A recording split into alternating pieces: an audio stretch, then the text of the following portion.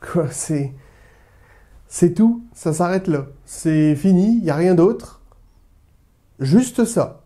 Salut à toi. Aujourd'hui, on va déprimer en parlant de X-Men Dark Phoenix, écrit et réalisé par Simon Kinberg. Cette fois-ci, c'est Simon Kinberg qui s'est chargé également de la réalisation, contrairement à Bryan Singer qui avait fait beaucoup d'opus, notamment les deux précédents.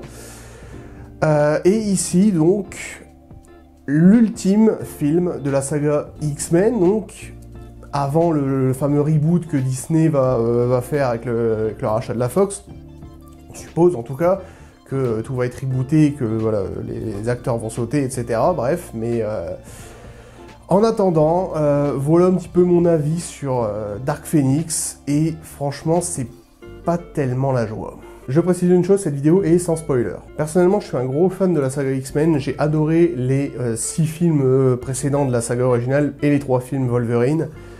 J'aime beaucoup cet univers parce qu'il y a sûrement une ambiance, notamment une ambiance politique, il y a tout un contexte politique qui est mis en place entre les mutants, les humains, comment les humains voient les mutants, etc., comme une menace, etc. Enfin bref, c'est vraiment intéressant à ce niveau-là, et il y a plusieurs opus qui justement traitent un petit peu de ce contexte politique et qui le font très bien. En plus de ça, les personnages sont vraiment bien écrits, les pouvoirs des mutants sont vraiment intéressants, les personnages en eux-mêmes, leurs personnalités sont vraiment ultra émotionnelles par moments, donc ça fonctionne généralement très bien. Sauf que ici, on nous a promis un film plutôt psychologique, plus intellectuel, plus émotionnel. Et malheureusement, j'ai envie de dire oui et non, oui d'un côté, et non, beaucoup de non de l'autre. Quand on nous a annoncé que le prochain film X-Men allait être centré sur l'intrigue de Jean et du Dark Phoenix, je me suis dit c'est génial. Je me suis dit oui, effectivement, on l'a déjà traité dans X-Men 3, mais le fait est que Jean Grey, c'est un personnage que j'aime beaucoup, et qu'en plus, c'est un personnage quand même ultra badass, surtout quand elle perd ses pouvoirs, enfin, quand elle perd le contrôle plutôt de ses pouvoirs. Quand elle perd le contrôle de ses pouvoirs, elle est complètement déchaînée, et ça lui arrive justement vis-à-vis de ce qui lui est arrivé, notamment dans l'espace, et ça se rapproche assez des comics, hein, il me semble. Retester cette intrigue justement du comics, qui est une intrigue extrêmement populaire, pour en faire vraiment un film centré sur le Dark Phoenix, contrairement au X-Men 3 qui n'était pas vraiment centré sur Jean Grey totalement en tout cas. Il y avait une autre intrigue extérieure quoi en fait. Et ici en fait, oui, l'intrigue principale est celle de Jean Grey. Le gros souci en fait dans tout ça, moi ce qui m'a vraiment le plus posé de problème, c'est que c'est un film qui est censé vraiment conclure normalement la saga avant ce fameux reboot. Et le gros problème, c'est que il y a aucune peur concernant la planète Terre, c'est-à-dire qu'on ne sent pas du tout la Terre en péril. Et ça, c'est un très gros problème parce que Jean Grey est une des mutantes les plus puissantes. Dans l'univers des X-Men, c'est vraiment une des mutantes les plus puissantes. Elle fait de la télépathie, de la télékinésie, elle fait beaucoup de choses de ce genre-là. Et d'une façon extrêmement forte proportionnellement. Donc, forcément, on peut se dire que c'est un petit peu l'ultime méchante, quoi, en fait, en quelque sorte. Bien qu'elle fait partie des gentils au départ, mais comme elle ne contrôle plus ses pouvoirs, qu'elle est complètement folle et submergée un petit peu par tout ça, émotionnellement, elle est emplie de colère et de fureur, de souffrance, et voilà, comme ils disent justement dans le film, tout explose en même temps. C'est un petit peu ça, donc c'est vachement émotionnel à ce niveau-là, ou en tout cas c'est censé justement être très émotionnel. Le gros souci, c'est que on a justement cette mutante ultra puissante. On peut se dire justement que la Terre doit être en péril complètement, puisque on assiste vraiment à l'apothéose de la mutation génétique. Et là, non, clairement pas. C'est-à-dire qu'on a une Jean Grey qui va perdre peu à peu le contrôle de ses pouvoirs, elle va s'en rendre compte, mais le souci c'est qu'elle n'a aucun but précis, voilà, déjà, et malheureusement, la Terre n'est jamais en péril, et on se concentre trop, en fait, sur les X-Men, et pas assez sur la population sur le gouvernement. C'est pareil, je disais que les films X-Men étaient vachement intelligents parce qu'il y avait un contexte politique derrière. Ici, oui, c'est passé très vite fait, malheureusement, comme dans le précédent, c'était passé assez rapidement également. Celui qui a une intrigue politique assez forte, notamment, c'est le premier X-Men de Bryan Singer ou celui de Le Commencement de Matthew Vaughn, X-Men First Class, qui avait vraiment une intrigue politique vraiment intéressante, et ici, pas du tout. Elle ne sert quasiment à rien, et franchement, c'est vraiment dommage de ce point de vue-là, quoi. Le souci, et ça je m'en suis douté, c'est un truc que je remarque aussi avec les blockbusters, alors, tu vas me dire, c'est pas forcément toujours le cas, mais le film, la durée du film en fait, ce film-là dure 1h50, c'est un des plus courts films X-Men, il me semble que c'est le plus court, même je ne sais plus, faudrait que je revoie le truc, mais je crois que c'est un des plus courts en tout cas. Généralement, les films X-Men font toujours plus de 2 heures, ils prennent bien leur temps de développer les personnages et le contexte politique, parce que justement, il y a beaucoup de choses liées à ça, le développement des personnages, le contexte politique et toute l'action qui découle du film en général. Donc développer un petit peu, donc le temps de développer son enfance et de revoir un petit peu justement tous les personnages, nos personnages principaux, Mystique, Charles, Magneto, etc. Les remettre donc en place, de voir un petit peu ce qu'ils ont fait, notamment ces dernières années, puisque ça se passe quelques années, je crois, ou même une décennie, je crois, après X-Men Apocalypse. Donc voilà, donc faut prendre le temps de placer tout ça, et avec 1h50, ça passe très vite, et le film démarre vraiment très rapidement, et déjà, là, ça pose un petit peu problème. Le film aurait pu être bien mieux si le reste avait suivi.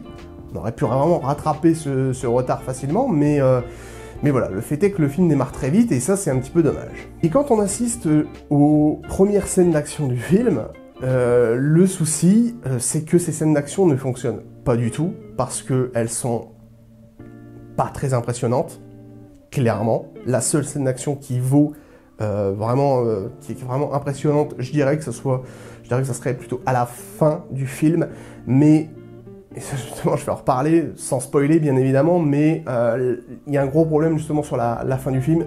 La scène d'action finale, tout l'enjeu de fin, est clairement une scène d'action qui aurait dû se dérouler en milieu de film. Parce qu'en fin de film, c'est pas très impressionnant du tout. Donc il y a un gros problème au niveau des scènes d'action, parce qu'il y en a quasiment aucune, il y a quasiment aucun décor ultra destructible, clairement pas. Mais vraiment, je dirais même que c'est un des films Marvel en règle générale où on détruit le moins de choses pour un personnage qui est censé avoir des pouvoirs énormes et tout ravager sur son passage. Donc forcément, c'est carrément frustrant quand on voit le résultat que, au final, c'est pas si explosif que ça, quoi. Un film comme Logan, The Dark Knight, Watchmen, ce genre de film-là, ça n'a pas besoin d'être explosif, parce que ce sont des films très intelligents. Le prochain film, notamment sur le Joker de Joaquin Phoenix, c'est pareil, il a été réalisé avec 55 millions de dollars de budget, donc on peut estimer qu'il y aura pas, ça sera pas grandiose, mais justement c'est ça qui est intéressant, parce qu'on n'a pas besoin sur le film du Joker par exemple, on n'a pas besoin de faire un truc grandiose. Bon, faut faire un truc beaucoup plus, j'ai envie de dire intimiste et beaucoup plus psychologique, ce qui là est le cas. Et le cas, oui, en quelque sorte, parce que justement, le personnage de Jean Grey est vraiment... ça se focalise bien sur la psychologie de Jean, et c'est intéressant à ce niveau-là. Le problème, c'est que c'est la plus puissante des mutantes, donc forcément, quand la Terre n'est pas en péril avec une menace aussi énorme, c'est carrément frustrant, quoi. Et c'est un petit peu ça, c'est vraiment le mot frustration, quoi. C'est vraiment... tu t'attends à quelque chose d'extraordinaire, et au final tu te dis quoi, c'est tout, c'est juste ça, quoi, pour une fin de saga, pour une mutante aussi puissante qui ne contrôle plus ses pouvoirs, qui est capable de détruire la planète entière, c'est tout. Non, enfin voilà, ça le fait carrément pas. Je pense déjà que si le film avait au moins 20 minutes supplémentaires minimum, ça aurait pu être vachement plus intéressant, dans le sens où la scène finale ne serait qu'en fait une scène du milieu, quoi, clairement, et c'est vraiment ce que je dis, c'est que c'est vraiment pour moi une scène d'action qui est bien réalisée, Seulement, elle est passée assez, voilà, elle passe quand même assez rapidement. La fin est bâclée vraiment d'une façon vraiment très rapide et on sent vraiment pas du tout le poids du danger, clairement pas, ça, malheureusement. Donc, si le film avait fait 20 minutes de plus, on aurait pu situer justement cette scène d'action qui est plutôt pas mal dans le milieu du film et avoir une action beaucoup plus intéressante en fin de film et aussi des enjeux concernant le personnage, des enjeux plus intéressants concernant le personnage de Jessica Chastain. Parce que oui, l'antagoniste là qui est joué donc par Jessica Chastain, malheureusement n'a pas, on comprend pas trop son but, clairement. Voilà, on comprend pas trop pourquoi. Oui, on le comprend d'une certaine façon, mais c'est assez simplé, j'ai envie de dire, et on développe pas énormément son personnage. C'est un gros souci également, parce que c'est un personnage qui est vachement présent dans l'intrigue. Je pense que ça aurait été beaucoup plus intéressant de montrer un petit peu d'où elle vient, son peuple, etc., et comment elle est arrivée sur Terre. Ça aurait été beaucoup plus intéressant à ce niveau-là, parce que là, vraiment, c'est vraiment très simple comme intrigue, et voilà, c'est vraiment dommage aussi à ce niveau-là. Je trouve que le personnage de Jessica Chastain n'est vraiment pas bien développé. Et tout le côté, justement, émotionnel lié aux X-Men et leur rapport justement avec Jean, parce que c'est leur ami de toujours, quoi, en fait, ben on le ressent pas vraiment, et même la relation donc qu'elle a avec Scott, hein, évidemment, la relation qu'elle a avec Scott, et ben n'a pas vraiment de poids émotionnel, j'ai envie de dire. Je reprends un petit peu la relation qu'avaient Wolverine et Jean dans X-Men 3, c'était quand même beaucoup plus fort que ça. On sentait vraiment le poids de la dramaturgie, le poids voilà, de leurs émotions et tout, ça fonctionnait très bien à ce niveau-là. Mais ici, la relation avec Scott, entre Scott et Jean est passée très rapidement et elle est pas si émotionnelle que ça au final. Et c'est vraiment dommage à ce niveau-là. Personnellement, il y a des scènes quand même qui sont assez émotionnelles et qui fonctionnent plutôt bien. Il y a quand même des scènes où, voilà, où j'avais certaines scènes où j'ai eu des frissons, certaines scènes où, voilà, qui étaient quand même assez qui pouvaient justement être intenses émotionnellement, mais qui auraient quand même mérité de l'être un petit peu plus. Et pour un film qui est censé justement être chargé d'émotions à ce niveau-là, parce que c'est Jean et que c'est leur meilleur ami, et que forcément ils ne veulent pas la perdre.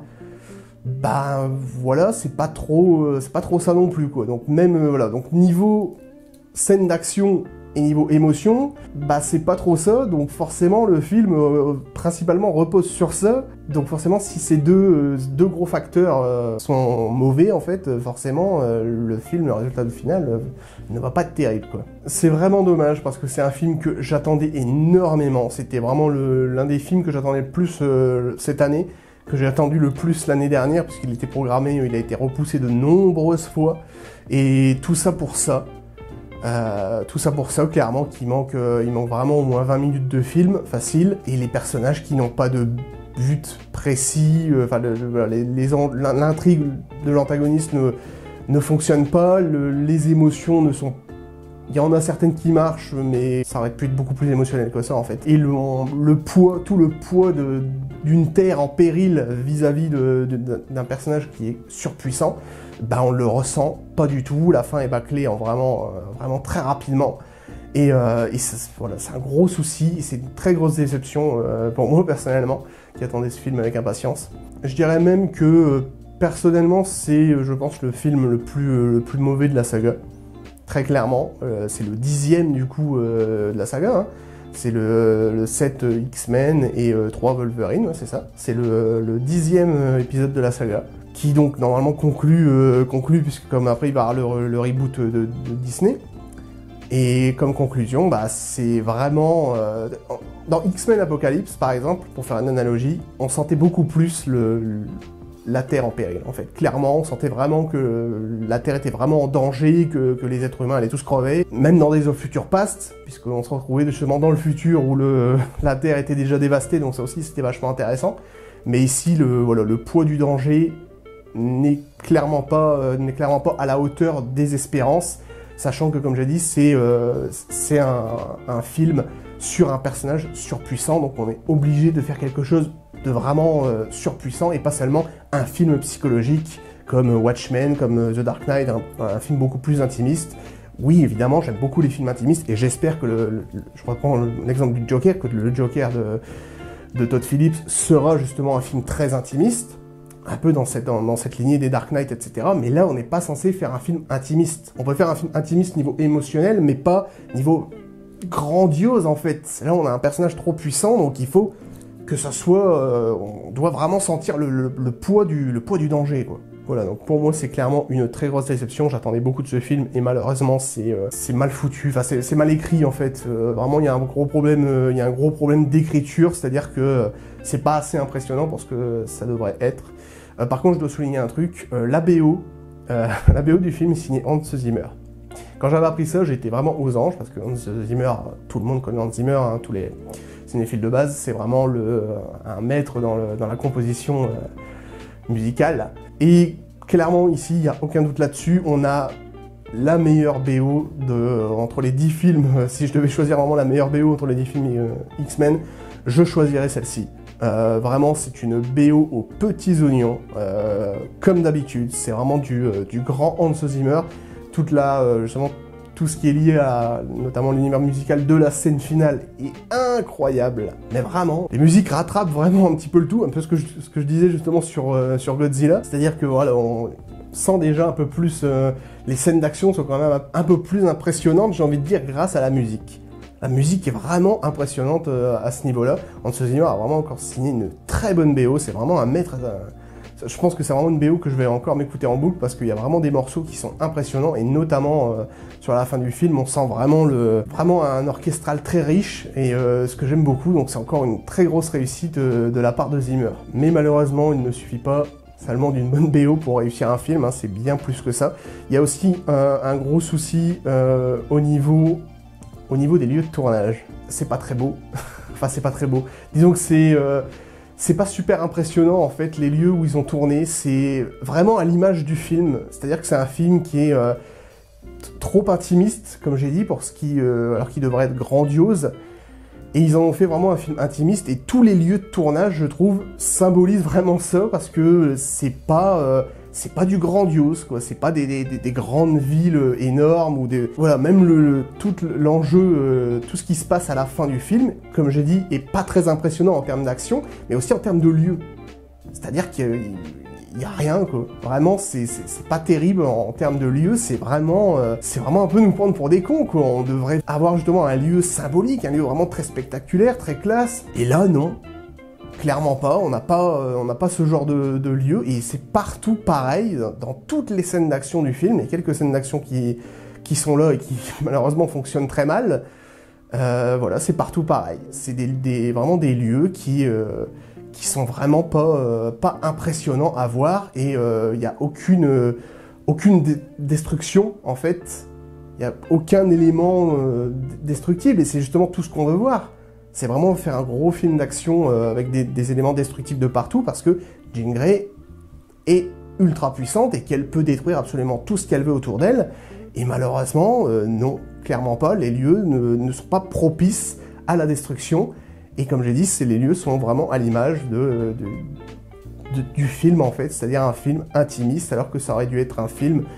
Oui, c'est bien de faire un film émotionnel, et j'encourage évidemment ça, mais ça aurait dû être beaucoup plus impressionnant. Voilà donc ce que je pense de X-Men Dark Phoenix. C'est quand même une cruelle déception, ça aurait pu être bien mieux que ça, bien mieux géré. Oui, il y a de l'émotion, mais ça rattrape pas tout le reste, tout ce qui ne va pas, et ça aurait pu justement être beaucoup plus émotionnel que ça. Les personnages secondaires auraient pu être beaucoup mieux traités, que ce soit l'antagoniste, des personnages comme Tornade ou encore Quicksilver également, qui a pas beaucoup de lignes de dialogue, malheureusement. Ça se centre beaucoup sur justement Eric, Charles, Jean, Cyclope et le Fauve également. Mais voilà, malheureusement l'intrigue se concentre davantage sur ces personnages-là, et tout le reste n'ont pas beaucoup de lignes de dialogue. Et comme j'ai dit, c'est lié justement à la durée du film. Il manque clairement 1h50, c'est clairement pas assez pour... Il y a beaucoup trop de choses en fait à dire, il y a beaucoup trop de personnages bah, déjà il y a beaucoup de personnages parce que c'est une équipe, forcément. Donc il y a beaucoup de personnages même si on les connaît, j'ai envie de dire à présenter, même si on les connaît, ils doivent quand même être développés, hein, c'est un minimum dans un film, même si tu les connais depuis 3, 6 films ou 12, peu importe, ils doivent quand même être un minimum développés. Et là malheureusement c'est pas le cas, ça se concentre vraiment sur 3 ou 4 personnages, grand max, et voilà.